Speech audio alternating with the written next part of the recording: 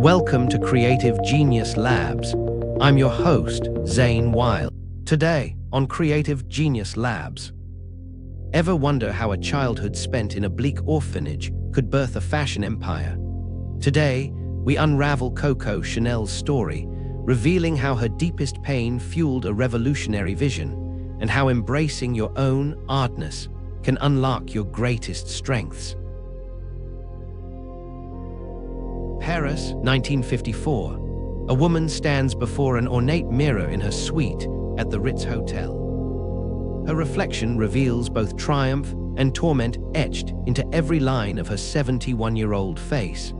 Scattered across the room lie sketches and fabric swatches, a creative battleground of her next revolution.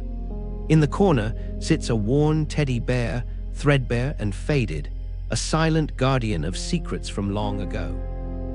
This is Coco Chanel, preparing for what many call a fool's errand, a comeback that will either cement her legacy or destroy it completely. The fashion world has moved on, they say. Christian Dior's new look has brought back the corseted waists and restricted movement she spent her life fighting against. But you don't know the whole story yet. The year is 1895. A 12-year-old Gabrielle Chanel shivers on the steps of the Aubergine Orphanage.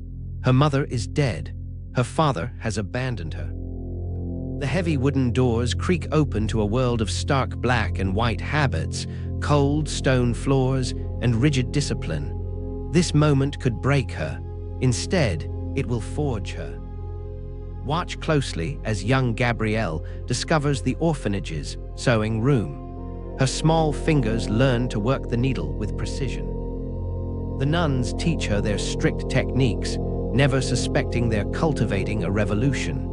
In the scratchy wool of her uniform, she feels the first stirrings of a question that will define her life. Why must women's clothing punish their bodies? Late at night, when the other girls sleep, Gabrielle secretly alters her clothes.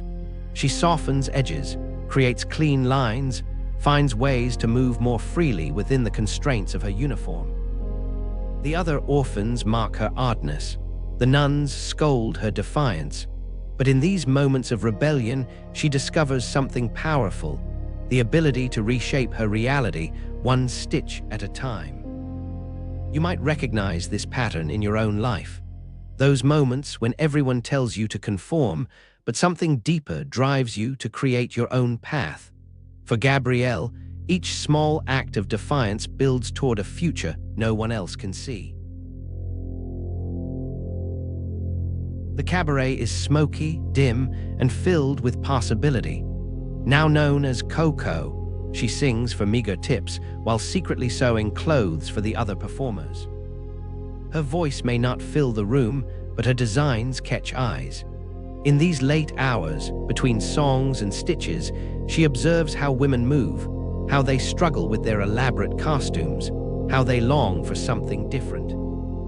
Then Arthur Boy Capel enters her life. He sees beyond the failed singer to the visionary within. With his support, she opens her first shop in 1910. But Coco doesn't just want to make pretty dresses. She wants to break the cage of fashion itself. In your hands, a piece of jersey fabric feels unremarkable. In 1916 Paris, it was scandalous. This material, used only for men's underwear, becomes Coco's first weapon in her war against restriction.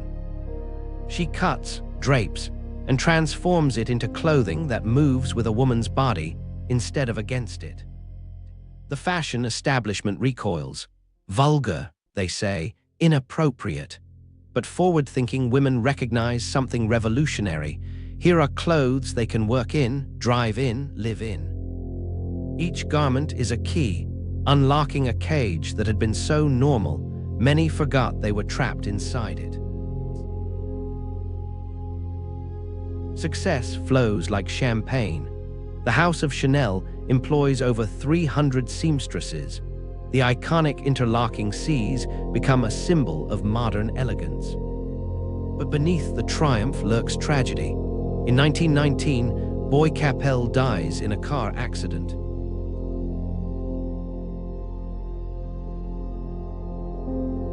The teddy bear from her orphanage days sits in her office, a reminder of all she has lost and gained.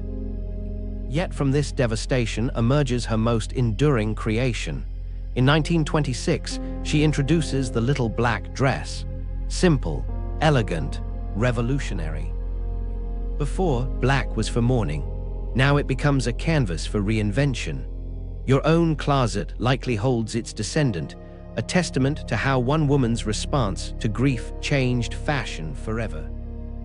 If you're enjoying Creative Genius Labs, please like, subscribe, and scan the QR code for our free 7-day email course, The Master Creators Challenge. Unlock hacks that make Da Vinci, Banksy, and Lady Gaga creative giants. Now, back to the episode. Watch how success breeds both admiration and enemies. By 1939, Coco employs 4,000 women, but war looms. She closes her stores, leaving thousands jobless. During the German occupation, she lives at the Ritz, enters a relationship with a Nazi officer. These choices will haunt her legacy, forcing her into Swiss exile after the war. You might wonder, how does someone who freed women from physical constraints become entangled with those who would strip away all freedom? The answer lies in the complexity of survival, in the shadows that dance between right and wrong. Now we return to 1954. That mirror in the Ritz reflects more than an aging designer. It shows a woman who has lost everything twice, first as an orphan, then as an exile. The fashion world has moved on. Dior's new look has women back in corsets and full skirts. Everything she fought against has returned. But Coco Chanel has never accepted defeat. At 71, when most would retire, she stages her comeback. The same spirit that helped her survive the orphanage, that drove her to revolutionize fashion, burns bright as ever.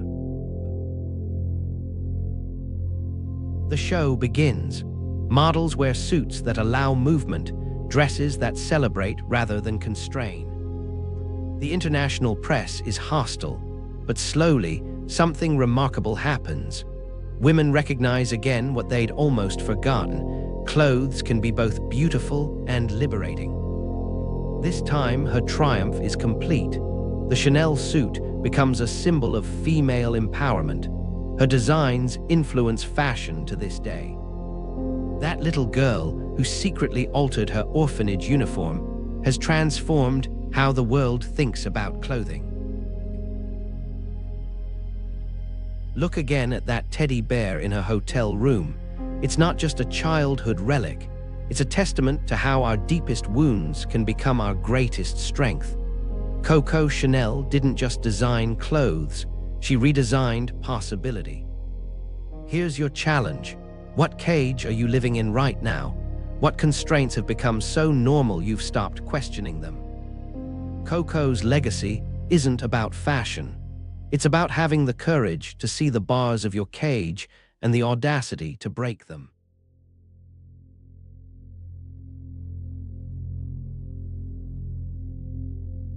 Your revolution is waiting.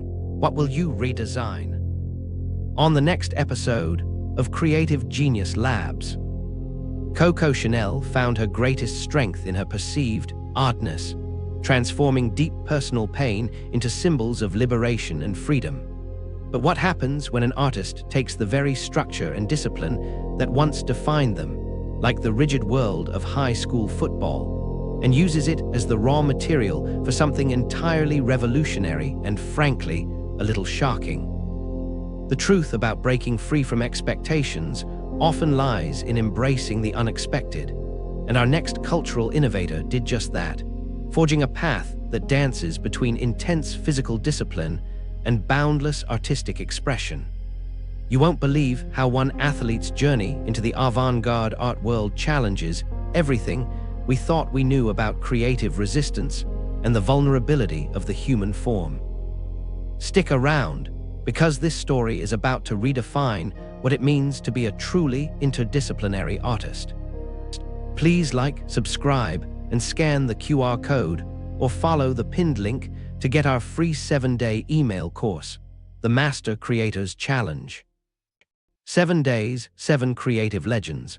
Unlock your inner creative genius using the secret tactics of history's most revolutionary artists.